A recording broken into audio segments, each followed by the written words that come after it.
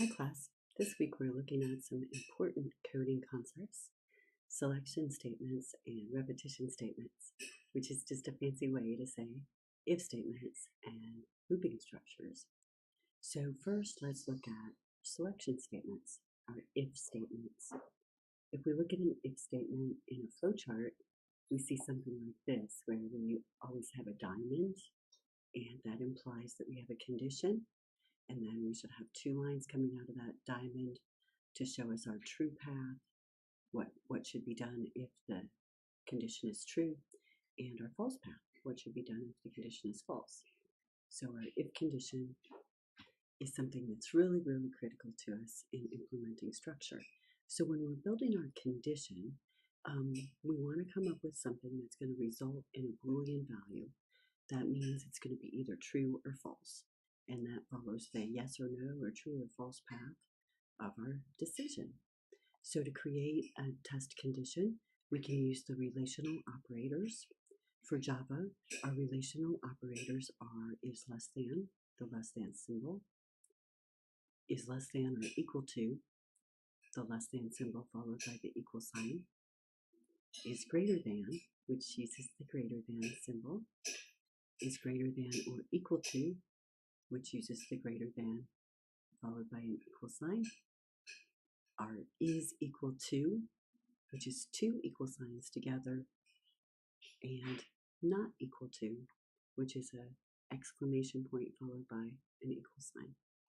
So those are our standard relational operators that we use in Java to build our test conditions, unless of course we're working with a Boolean variable that already has a value of true or false. So when we're creating a test condition, remember our condition needs to have two sides, two operands. We could have something like if A equals B. A is one side or one operand, and B is the second side or second operand. These operands could be variables in our condition. They could be literal values, like this is a literal value in a string, the number 42, whatever we might want to use. Now, this flowchart and pseudocode kind of indicates an equal condition, how we handle that in our logic in a flowchart. So let's start over here. We're looking at a row number as far as what seat a student is sitting in. We're assigning a row number of 2 to the appropriate people based on their seat. And then in our test condition, we're checking to see if the row number is 2. If it is, we're asking those people to please stand. Once they've stood, we're just going to follow our logic path here and write out a message that says thank you. Now, in the same way, if they are not in row number 2, they did not get a 2 assigned to them as their row number, then they will just see the thank you message. In our pseudocode, we would have something like this. We're declaring a row number and assigning a value to it where it's appropriate, and then checking in our if statement. So this part in green is the condition. Now if we set up our condition in an opposite format, if row number equal 2 versus if 2 equals row number, would we have the same results? Yes, we would, right? But conventions ask us to do the first way. That's more preferred. So if we're comparing a variable to a value, we like to have the variable first. Now in this situation, we're going to check that row number to see if it's less than 2. So our condition is changed a little bit. Our test condition is still in green here in the pseudocode, but now we have a less than sign in as our relational operator. What is the relation between these two operands? That's what our relational operator determines. Now, when we're working with something like a less than symbol, the order of our operands does matter, right? Because if row number is less than 2 is not the same as if 2 is less than row number, right? So we have to be more careful. Greater than condition is just the same. We use the greater than symbol as our operator. And here's our Java coding conventions. So we're declaring an integer named row number. I have bad conventions here because my row number should start with a lowercase letter, right? So ignore that. But then we have our condition. If row number is less than 2, we want to use a print line command to print out this message. And then at the end of our if statement, we're going to print out this response, thank you. So notice our if statement is beginning with the keyword if, followed by the condition within parentheses. And after our condition, we have an open curly brace. The body of our if statement is indented, and then we have a closing curly brace. With a flowchart, when we're working with an if statement, the decision diamond, as you know, is always used. The true and false or yes and no paths are always required. The true and false paths must be labeled, and the direction of the arrows shows the flow of the logic. When we're working with our code, we don't have that. So we have to be careful and make sure that we're indenting things properly.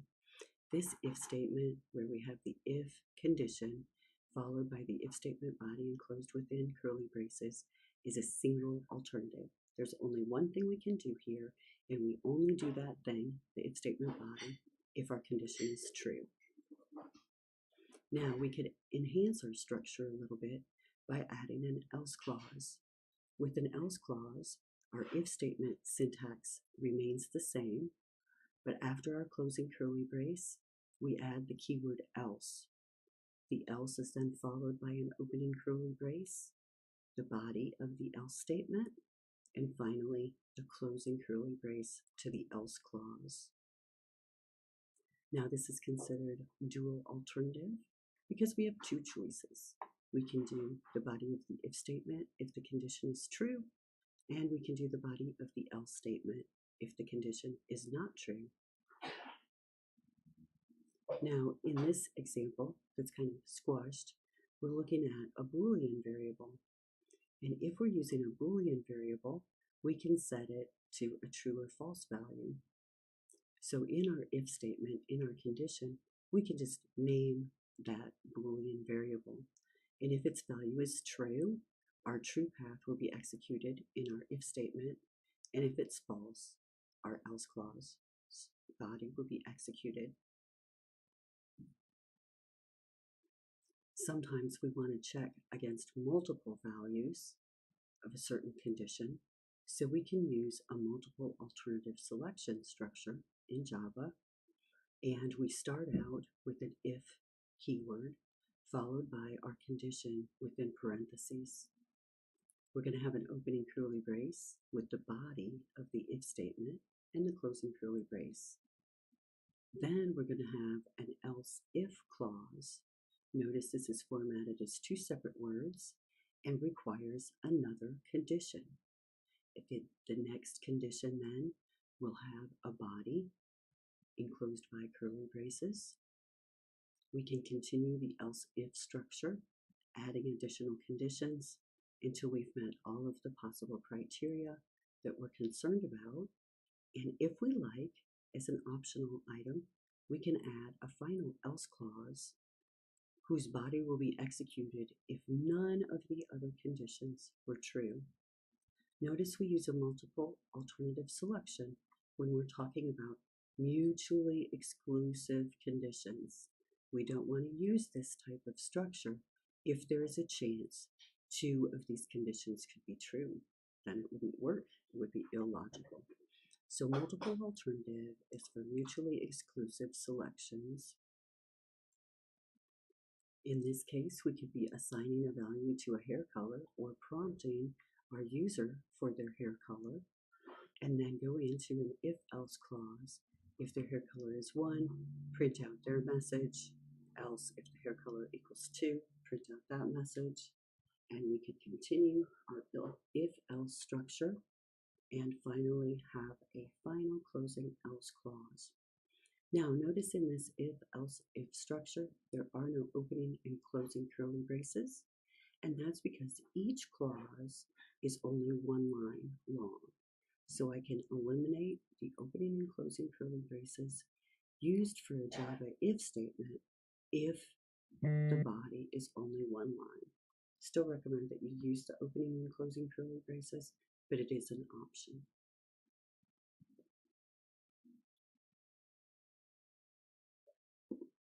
This flowchart shows that multiple alternative structure where we're checking hair color.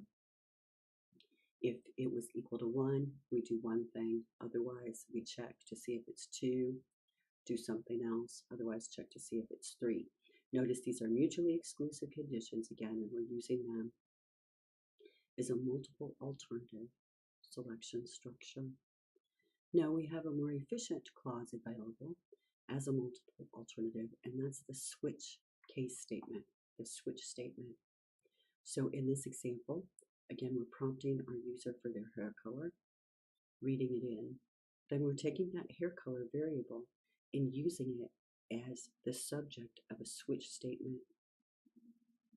If our hair color variable equals 1, the case 1 statement will be true and its body would be executed. Notice that it does not require opening and closing curly braces for the case body. What is required is a colon at the end of the case statement. So my entire switch case statement is enclosed within one set of curly braces, opening and closing. But within that switch structure, each case statement has the keyword case, then a value to be compared against, then the colon. That value is going to be compared against the variable that is the subject of our switch statement. Okay, so it's very logical. If the hair color is 1, we're going to execute these statements. Notice the break statement. If the hair color is 2, this statement, and break out of our switch case statement, case 3, and finally we can have a default. All of these case structures are required to end with the break statement. Again, these are mutually exclusive conditions. We wouldn't expect our hair color to be more than one of these values. Within our case variable clause, though, we can specify ranges of values and strings and different things. So the switch statement is very, very flexible. Always look to it if you have some sort of multiple selection structure happening in your code. So here's kind of a picture of that switch statement. We're checking the value of hair color. We can see within our line the value we're looking for. If it's 1, we'll do this code, 2 this code, 3 this code, default this code. So even a little clearer looking at our flowchart, just a little less overhead. So that's great. Now sometimes we need more than one condition in our condition clause to be able to create the appropriate logic in our program. So we can use logical operators. The logical operators are and, or, and not. Whenever we work with logical operators and, or, and not, we need to be aware of truth table possibilities. So this truth table here shows us the possible different truths about variable x and y. If x and y are connected with the condition or, either one of them being true would result in a true condition from the or.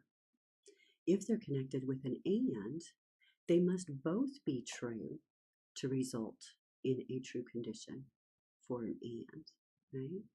X and y must be true.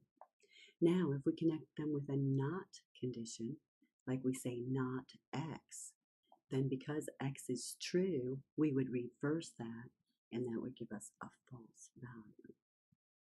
So those are our different truth structure options that we need to be considering as we're developing our complex if statements. Now, when we're working with complex if statements, we're going to be doing some defensive programming, checking for divide by 0, checking for negative numbers and square roots, or input data that's out of allowable range. And we can use these kind of structures when we're creating many different applications, like an old-fashioned character-based choose option 1, 2, 3, etc. So when we're working with Java, the and statement is made by connecting two ampersands. So we'll look at some code for that as we go through our unit's exercises. An OR clause is created by connecting two of the kind of line statements that's up above the enter key. So shift backslash, you can see that pipe character, kind of a broken line, and that's our OR clause. And then not is the exclamation point. So we'll be ready to create some of these complex conditions. In summary, when we're thinking about selection statements, we're really talking about if statements, and they allow us to control the logical program flow. The if statement selects code to execute based on our conditions. So properly forming a condition is a big part of our successful program development. If a finite list of multiple options exists, an if else, or switch case structure should be implemented. And a switch case structure is the most efficient. That's it for our talk today on decision making. Have a great day. Thank you.